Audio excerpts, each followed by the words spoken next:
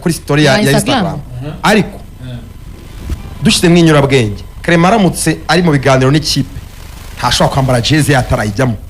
Clement n'umuntu uba APR cyane aka kana bayagashyizeho kugira ngo abantu bamugaruke muri kiye cya transferi abantu babone thumbnail zo gushyira ku biganiro.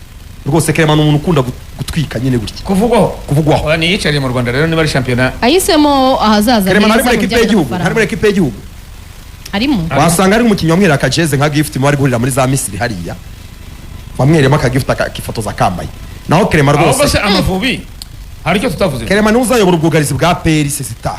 Mwabonye inkuru ya tukiri ku kipe y'igihugu, mwabonye inkuru ya Ephraim ivuga ngo Tanzania ngo babuze visa wari witeze ko nyuma yuko byanze ari bazakina ntago nzongera wari witeze ko bazakina ahari barashaka impamvu niko nabitekereje.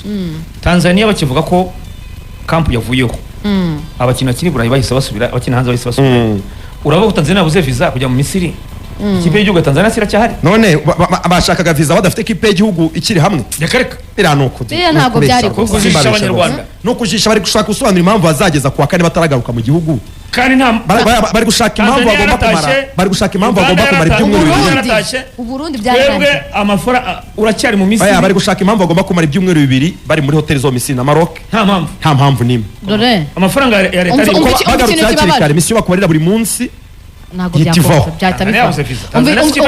Umva ikintu kibabaje Amavubi yaraje umunyamakuru wa Tanzania mwabuze visa koko ikipe kujya mu Misiri ati sikira ikipe iracyahari ibaze ati nyuma yuko umuvugizi wa TFF avuze ko weruka inzira mu kiri ko yakubwira umwiherero wavuyeho kubera nta mikino y'igicuti zabaho.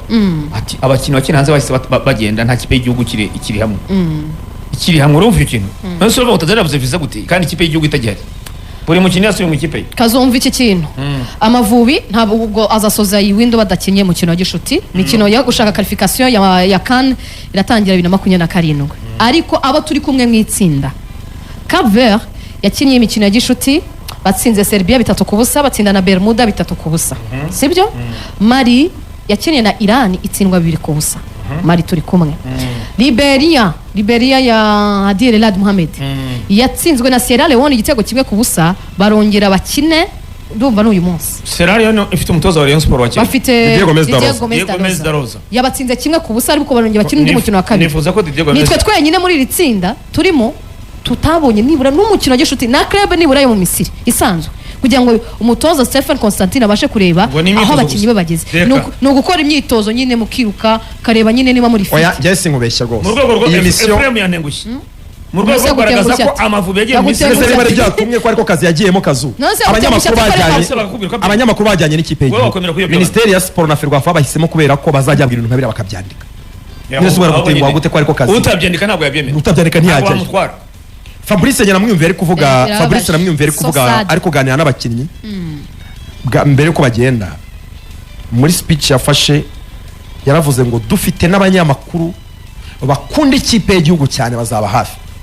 Hari ikintu cyo muri Ferwafa ngo hari abanyamakuru Ferwafa bakunda ikipe y'igihugu y'amakuru ndafite Fabrice asigaye bivuga mu kanwa akabivuga abanyamakuru Ferwafa ngo bakunda ikipe y'igihugu birashoboka ko Kazungu yaba kuri liste y'umukara Kazu niba uvuze ngo bakunda ikipe y'igihugu niba uvuze ngo Constantine uzamubara ari gukina imikino ya competition ikakaye ibyo wenda wabonye muri FIFA series byari imikino ya gicuti tayari ntabwo uri mu bakinyamakuru bakunda ikipe y'igihugu nta narimwe ndasaba Amavubi yarabyumviye Fabrice ejo yavuga ngo abanyamakuru ngo twizeye ko bakunda ikipe y'igihugu hari abanyamakuru mu Rwanda badakunda ikipe y'igihugu. Ikipe y'igihugu ntabwo ari ya Pesireyo ni ikipe y'igihugu y'u Rwanda. Abanyamakuru bakunda ikipe y'igihugu nambara jazz y'Amavubi nkajya kuyireba ntabwo bihagije kandi ushidikanya kuri Constantine Kazu hari abantu muri Ferwafa twapfuye ko ngo navuze ko ntabwo uri qualifié. Oya hari abantu muri Ferwafa twapfuye ko navuze ko imikino ya FIFA series yari imikino ya gicuti iriya n'imikino ya gicuti yateguwe na FIFA ifite imikino ya gicuti nongeraho za ruba ko zoroshye ngo nakoze amakosa akomeye ngo kiriya n'igikombe twatwaye winyobya n'ibihugu byari bihari byari byoroshye n'ibihugu byari bihari byari byoroshye